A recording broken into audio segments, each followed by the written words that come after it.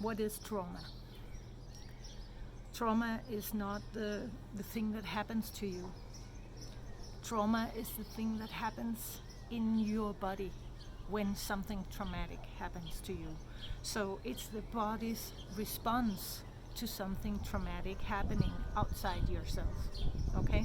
So the trauma happens in your body. It's your body's response to what is happening.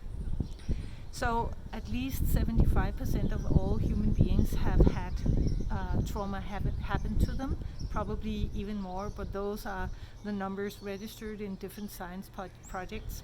So 75% of us have gone through something traumatic. So the problem is actually not the traumatic event happening. The problem can be that we don't have anyone to talk to about the trauma. You see, children, when we grow up as children, we have to talk about the traumatic event to release the trauma happening in our body. And for example, if you have a parent who is beating up your other parent, you can't talk to any of them about the event, because you can see that one parent is unreliable because they're violent, and the other parent is unreliable because they are taking the abuse. Okay, so both actions signal to the child that these grown-ups or adults are not adults. They don't know how to handle traumatic events themselves, and so I can't talk to them. So I can't use them to process what I have experienced by watching one of my parents beat up the other parent. Lot of people experience childhood trauma or traumatic events in childhood and get through it with no problems. I mean, we have children from car accidents, children who lost loved ones, and they have people to talk to about it. They have people where they can feel safe, people who create a safe space for these children, and who knows how to talk to children about traumatic events, and who knows how to talk about the trauma that happens in the body of the child when something traumatic happens, so that the trauma can be released or relieved. And of course that doesn't mean that just by talking to a child you can get the child to forget that its mother died, for example. But the talking to a child about a traumatic event makes a huge difference. We know this because we have a small organ in our brain called the amygdala. It's normally it's a little less than pea-sized, but in children who have experienced something traumatic and have not been able to talk to anyone about the trauma going on in their body, the amygdala is enlarged. The amygdala is the thing in our brain that seems to be keeping track of what is dangerous in the world. And that means that the more things we experience that are traumatic as children, the more information the amygdala has to hold on to. Like, for example, if a dog barks at us and bites us as children, we remember dogs are dangerous, and that means the amygdala will remind us every time we see a dog. We will be reminded by the amygdala, hey, look out, there's danger there.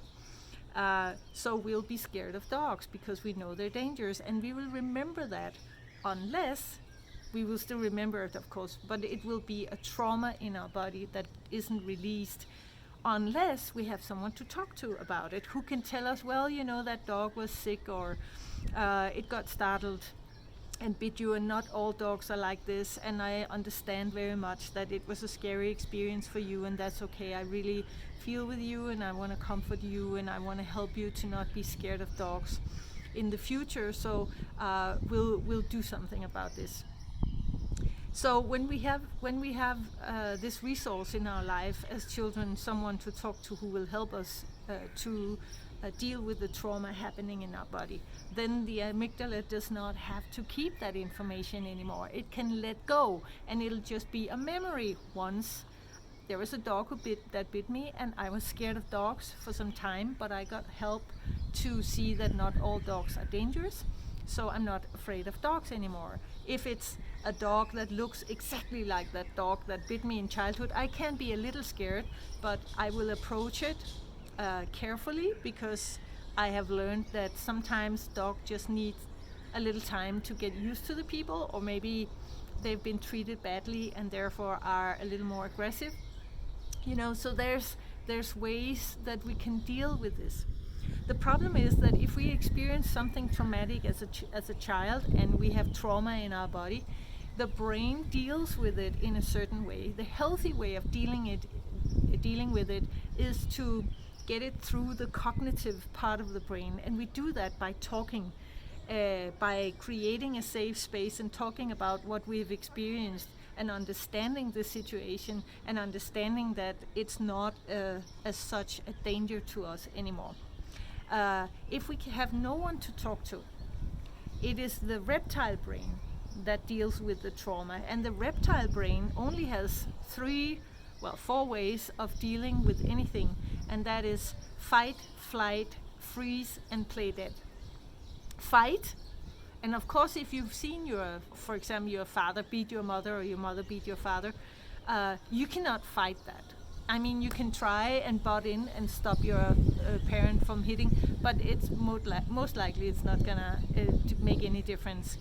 There's flight, so you can try to run away from the traumatic event, and sometimes you can and sometimes you can't, but you will still have the trauma in your body. Whether you fight or you run away, you will still have the trauma in your body, because you haven't had the option to talk about it and release it, and get it through the cognitive center. So the last 2 options the reptile brain has is to freeze, which means that you stiffen up and all your muscles tense up, and you become all tense in your body, and you come like rigid. And this response will actually go on all the way through your life if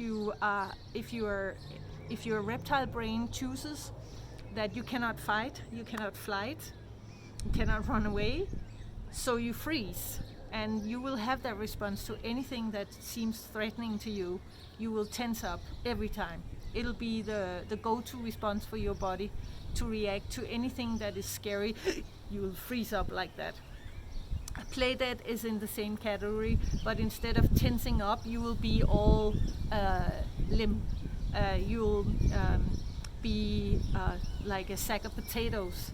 And you often see this with people who are very depressed, lying on the couch, being unable to move and have no energy and just be all blah. This is also a trauma response. Depression is a trauma response to something that has happened in your life. Just like anxiety is a freeze that becomes really unhealthy and is like a permanent state of the body. So you have anxiety and depression, the 2 big ones that way too many young people deal with these days, and it's actually a trauma response, and it is because they have not had anyone to deal with the traumatic event with them through the cognitive center. The cognitive center is where we put emotions and experiences into words, so we can process them, so we can put them in their right place instead of carrying around the trauma. So trauma can be it can be a verbal, it can be abuse, for example, which can be the physical abuse, hitting, hurting, pushing, kicking. It can be verbal abuse, like degrading, demeaning, ridiculing, shaming. It can be sexual abuse, of course, which also can involve many levels of touching or overstepping boundaries in different areas. And it can actually be financial abuse, It's not only grown-ups that experience financial abuse, but also children do when parents make them do stuff that oversteps their boundaries in return for ice cream or money or candy or whatever. If you are willing to do this for me, then I will give you this that costs money. So that's a financial abuse. Adults can experience financial abuse when, for example, someone that they should be able to trust loans them money and then gives them the sense of guilt that you owe me something constantly because I lend you this money. Or I am in charge of our financial economy in this relationship, and therefore you have to be nice to me to be able to get anything, or get part of the money or an allowance even. So there are many ways you can be subjected to abuse, and it's all traumatic, and the response is the trauma. And the trauma sits in your nervous system. It doesn't sit in your brain alone, it sits in your nervous system, as I said, because you either become totally limber, is it limber or limb? It doesn't matter. But you, like a sack of potatoes, or you tense up. So that means the depression or the anxiety. The child that experiences the anxiousness will always be on guard. It will always be vigilantly aware of surroundings. And the child who responds with the sack of potatoes going limp tries to not be aware of anything that's going on in the surroundings and will miss a lot of things going on in the surroundings. So it's kind of two opposites in a way. And there's to resolve it, to resolve the trauma, to deal with the trauma, whether it's a child or an adult, is that it's important to talk about it, to talk about the feelings, to talk about what the person experienced, how they felt about it, what it made them feel. And once you are done talking, and this could be over several events, repeating the same talk, so getting the same words said and dealing with the same emotion and thoughts and fantasies even. And after that, you have to do something physical, like you have to shake your body to release the nervous system, or you have to dance vigilantly around the room with good music. Music is amazing because music is the only activity that lights up all parts of the brain, so that's really healing. So put on music and dance around. Woo! Not just quietly, but dance vigilantly around the room. Or go for a run, or go for a walk, or do other physical exercises. One of the physical exercises you can do is also like patting yourself on the body so you feel the contact and the physical boundaries of your body. And if you do a combination of them all, it's extremely efficient. But you most likely need to do it several times to deal with the trauma, depending on how serious the traumatic event was. And of course, it doesn't mean that even though you work through the traumatic event, it doesn't mean that you'll forget about it, or it doesn't mean anything. It will still be horrible trauma. I experienced, for example, me personally, I experienced seeing my father beating up his girlfriends several times, and it was very traumatic for me. And I carried the trauma in my body for many, many years, and was really scared of men, even though I didn't know. I didn't know that I was scared of men because I never talked to anyone about it. So I just had this unconscious fear of men and what they would be able to do to me. I felt small and I felt powerless when in the company of men. And it took a lot of talking and a lot of dancing and a lot of physical body work to get to a point where I could let go of these traumatic experiences and the trauma in my nervous system, and get back to the place where I then could start slowly, step by step, to trust men and have faith in them. And of course, the step before trusting men was to trust me, because trust is really not about other people. Trust is about ourselves. I need to be able to trust that I can remove myself from a situation that is unpleasant, which I couldn't when I was a child. My father forced me to actually be present when he was beating his women. And so I couldn't remove myself from the traumatic event.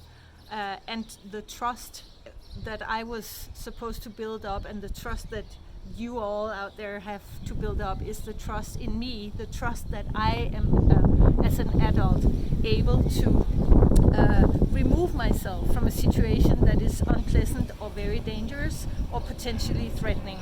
Once I trust myself in that regard, once I know that I am strong enough and have the power to actually remove myself from situations that are dangerous, threatening, or unpleasant, then I can start to trust other people. Because trusting other people doesn't mean that I know that they're not gonna do anything stupid.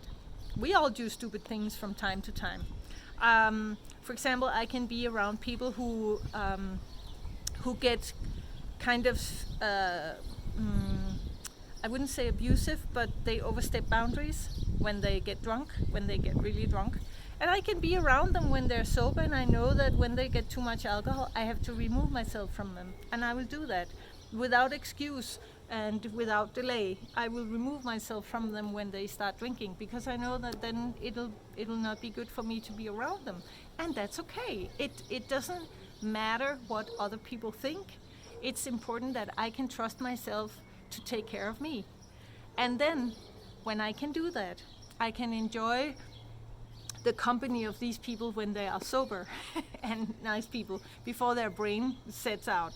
And I don't want to judge them or tell them that they can't have alcohol, for example. That's not my place to tell them that they shouldn't drink. It's up to them. It's their life. I just don't want to be around them when they drink. So I'm setting that boundary, and I can trust me to set that boundary, and I can trust me to remove myself from them when it becomes unpleasant. And that's what trust is about. Trust is about trusting me to take care of me. And when I trust me to take care of me, I can trust others. So I hope this video was helpful to you about traumatic events and trust and how to work with it. If you have any questions, please let me know. Don't forget to subscribe, and don't forget to like and share if it's valuable for you.